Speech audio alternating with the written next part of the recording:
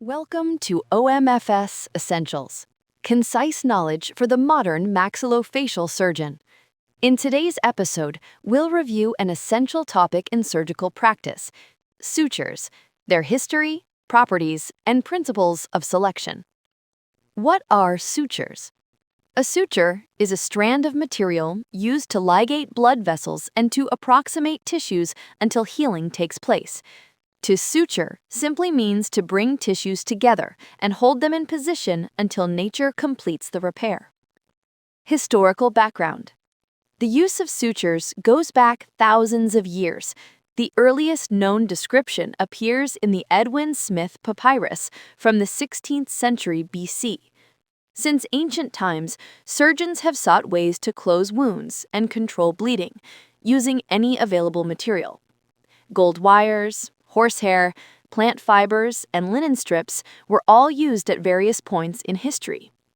In ancient Egypt, linen coated with flour and honey served as skin adhesive. Tribes in East Africa used plant fibers or animal tendons, while early South American healers even used large ants, their jaws biting the wound edges together. By the 2nd century AD, Galen described the use of catgut, a natural material valued for its strength and availability, though its absorbable nature was only discovered much later. In 900 AD, the Arabian physician Rhazes used kitgut to close abdominal wounds.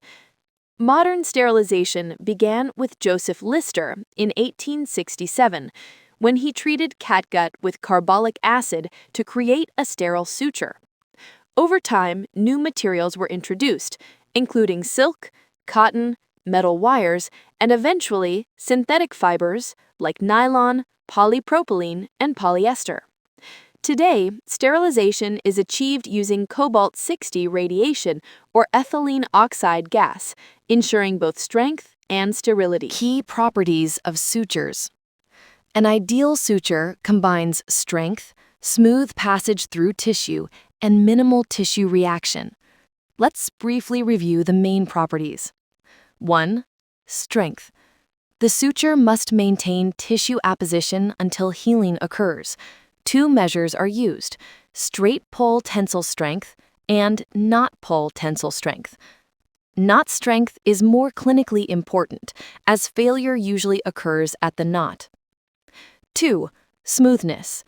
Smooth sutures cause less trauma. For example, monofilament Prolene passes easily through tissue and is preferred in vascular surgery. 3. Knot security. Monofilaments are smooth and may slip, requiring more knots. Braided sutures, like silk, hold more securely. A common saying is, "The number of knots equals the number of days you want Prolene to stay in place." 4. Infection susceptibility. Braided sutures can trap bacteria within their interstices, promoting infection. Monofilaments, with their smooth surface, resist bacterial colonization and are thus favored in contaminated wounds. 5. Tissue reactivity. Natural materials evoke more inflammation than synthetic ones. The ideal suture causes minimal tissue reaction.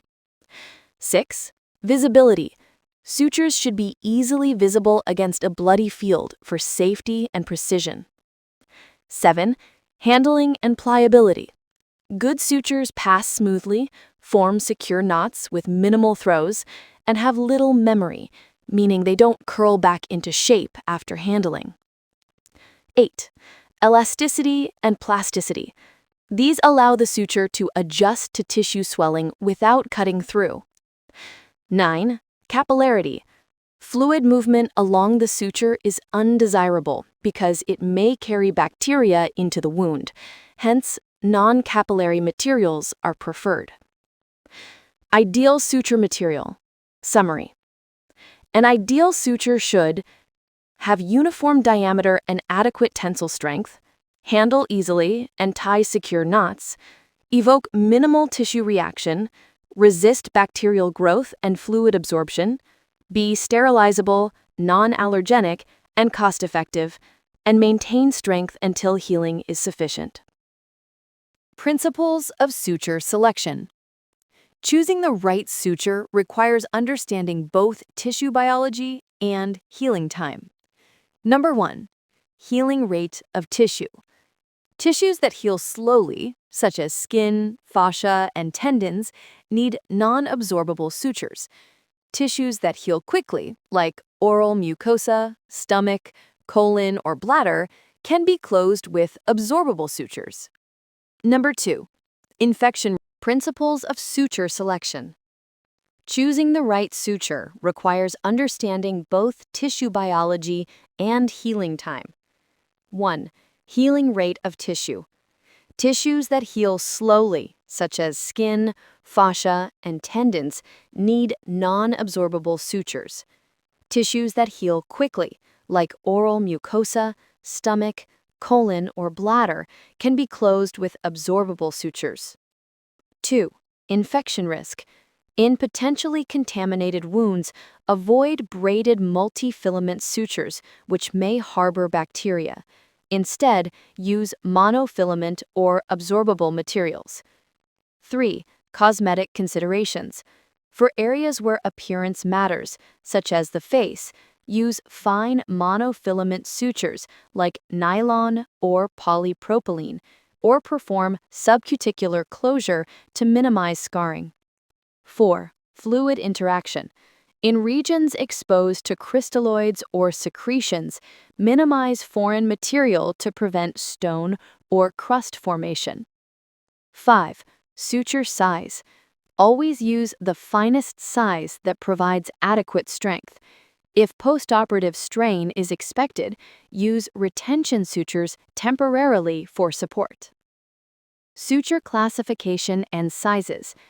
According to the United States Pharmacopoeia, or USP, sutures are classified as Class 1, silk or synthetic fibers, monofilament or braided. Class 2, cotton or linen fibers or coated materials. Class 3, metallic wires, either mono or multifilament. Suture sizes are based on diameter and strength. The system uses 0 as the baseline. For example, 30, 40, and so on. The more zeros, the smaller the diameter. Thus, 60 is finer than 30. Sutures are more than simple threads. They are critical tools that determine the quality of wound healing and the success of surgical outcomes. Understanding their properties and selecting the right material for each situation is a vital skill for every oral and maxillofacial surgeon. You've been listening to OMFS Essentials. If you found this episode useful, don't forget to subscribe and join us for the next topic. Until next time, keep mastering the essentials.